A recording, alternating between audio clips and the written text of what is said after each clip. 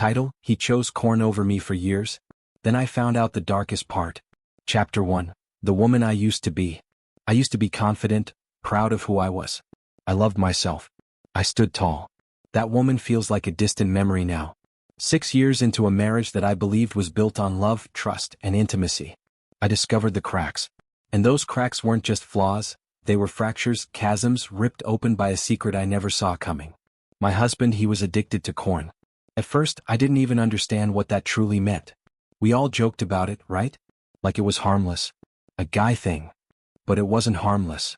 It was poison, quiet, invisible poison, seeping into our lives, stealing his attention, stealing his love, stealing me. I watched him fantasize about other women while holding my hand.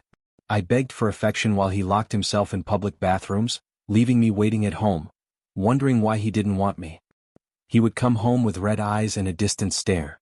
I started to realize he wasn't tired from work, he was tired from hiding. I caught him once, then twice, each time he swore it was over. But every promise turned into another lie. I began to doubt myself, question my worth, hate my reflection. I wasn't just losing him, I was losing me. People think this kind of addiction only affects the person watching. But I lived with the slow erosion of my identity every single day.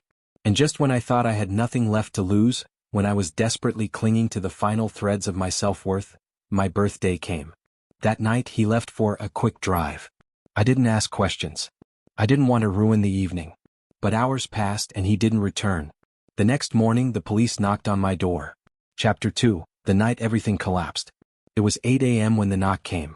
2 officers stood on my porch with polite smiles and careful eyes, the kind people wear when they're about to tell you something that will change your life forever. They asked if I was okay. I said yes, but my voice cracked. Then they asked if my husband had come home last night. I said no, and I saw the shift in their expressions. He had been caught trespassing. Not just trespassing, window peeping. At a stranger's house. On my birthday. The words barely registered. I felt my knees give out and had to grip the edge of the doorframe to keep myself from collapsing. My husband, the man I slept beside, the father of my children, had spent the night lurking outside someone else's home. My world didn't just fall apart that day, it imploded. When he got home, he looked me in the eye and begged for forgiveness.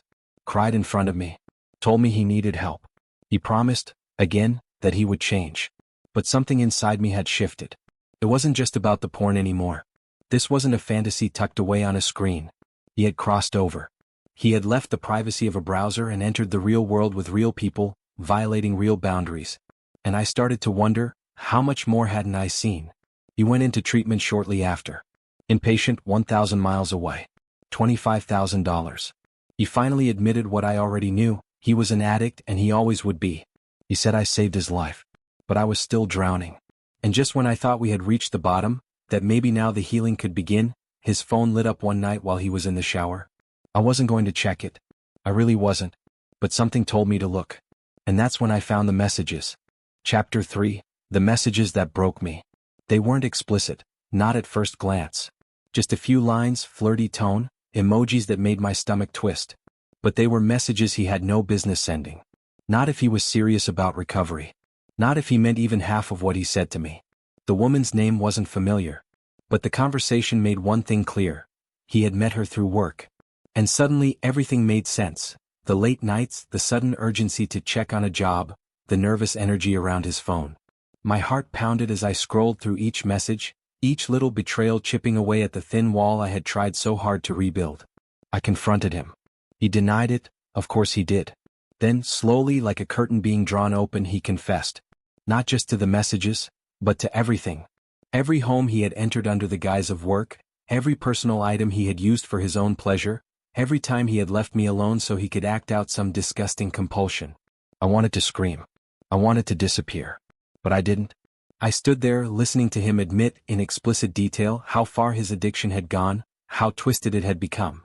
There's no guidebook for how to react when your life becomes unrecognizable. No manual for how to breathe when the person you love becomes a stranger you're afraid of. So I did the only thing I could.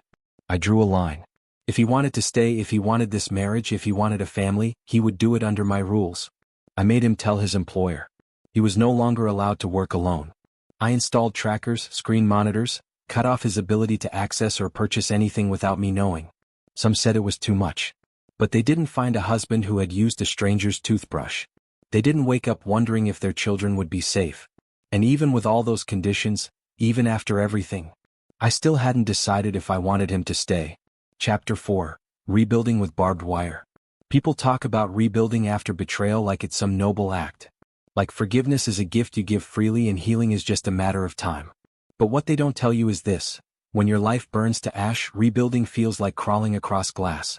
Every glance, every silence, every shadow in his eyes. I questioned it all. I was sleeping next to a man I no longer trusted, sharing a home with someone who had shattered every sense of safety I ever knew. And yet he stayed. Not with excuses, not with denial. He stayed with shame on his shoulders and shackles on his habits. He entered therapy, admitted his compulsions, even thanked me for not walking away. He said I saved his life.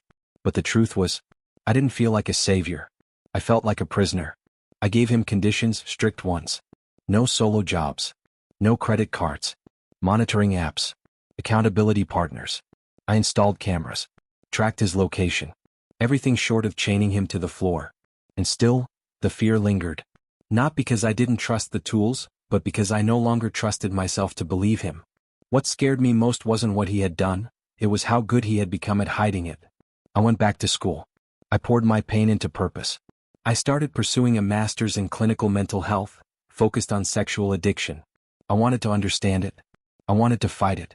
I wanted to become someone I respected again. And with every class, every exam, every late night crying while I typed out a research paper, I slowly started to see her again. The woman I used to be.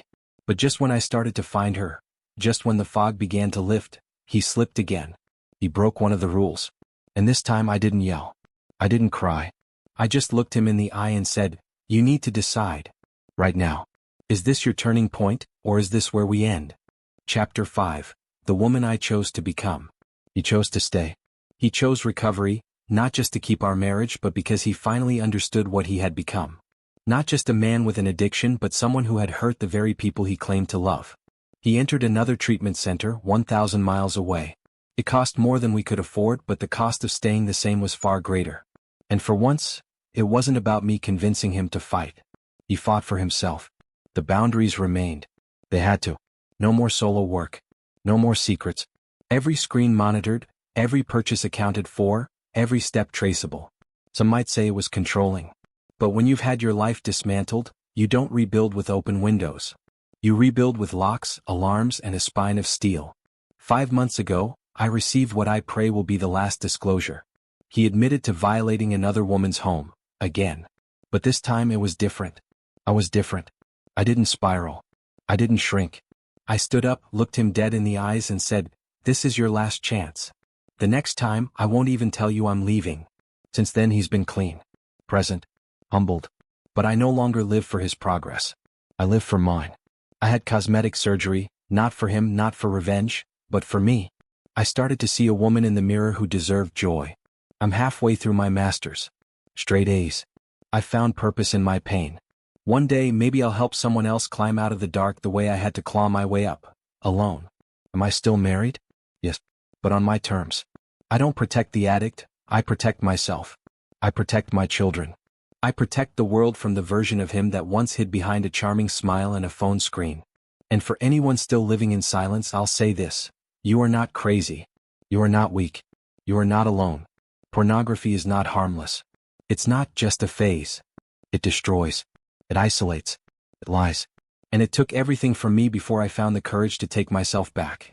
So no, I'm not the same woman I used to be. I'm stronger, sharper. And this time no one gets to take that from me.